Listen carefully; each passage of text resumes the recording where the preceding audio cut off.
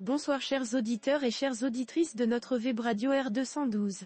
Ce soir, nous vous présentons un article signé par Ahmed Nagy, chroniqueur de l'ODJ, intitulé Scène de chaos à Fnidek, malaise dans le pays. Ahmed Nagy nous offre ici une réflexion poignante sur un événement marquant dans l'actualité du Maroc. Voici cet article en podcast, spécialement pour vous. Ahmed Nagy commence son article en rappelant que la journée du 15 septembre 2024 à Fnidek va demeurer parmi les événements les plus tristes dans l'histoire récente du pays, révélatrice du profond malaise social d'une jeunesse qui ne se voit aucun avenir chez elle. Le chroniqueur poursuit en décrivant les circonstances ayant mené à cet épisode tragique. ET soulève alors un point clé. Quelques semaines avant la vague massive de candidats à l'immigration clandestine qui a failli déferler, le 15 septembre, sur le présidio occupé de Ceuta, des appels à une migration collective ont été diffusés sur les réseaux sociaux, TikTok en particulier.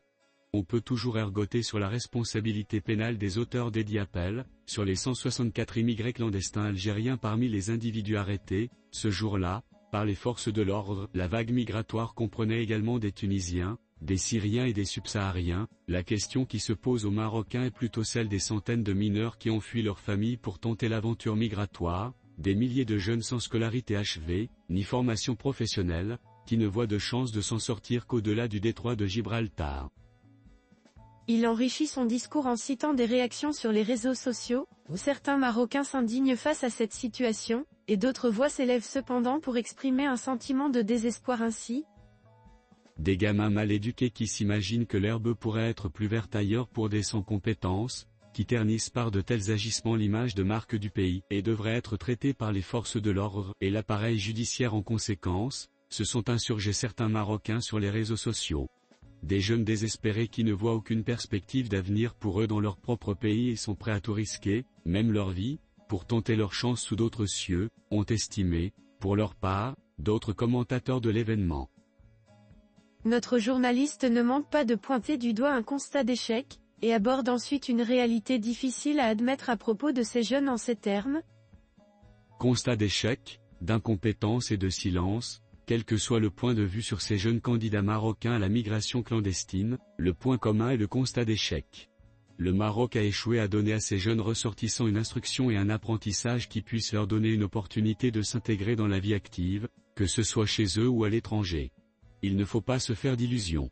Ces jeunes Marocains sans le moindre savoir-faire, aucun pays n'en veut.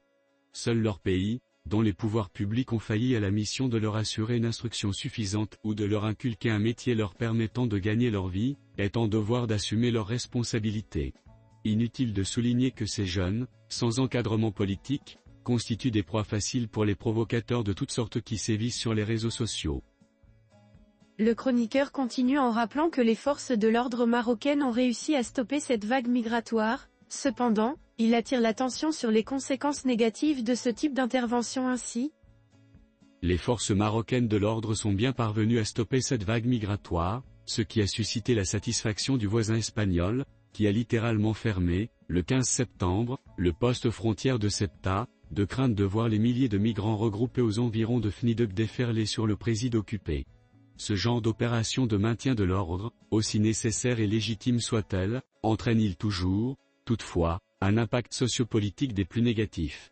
L'image de ces milliers de jeunes Marocains qui cherchent à fuir leur pays est celle des forces de l'ordre, mobilisées en masse, pour les contraindre à rebrousser chemin et capturer les meneurs et les plus récalcitrants, et ce afin de respecter les accords conclus avec l'Espagne et l'Union européenne, est franchement catastrophique.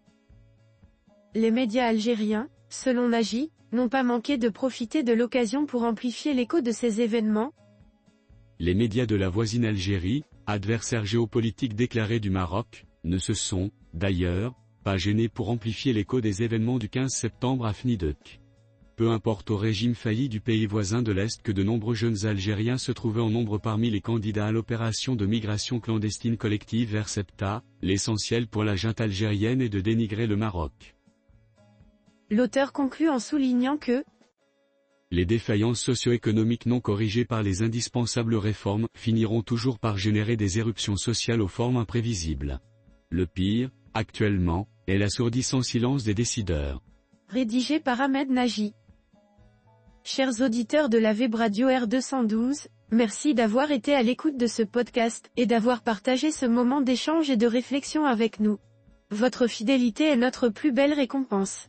On se dit à très bientôt, si vous le voulez bien. Avec toute notre gratitude, l'équipe de R212.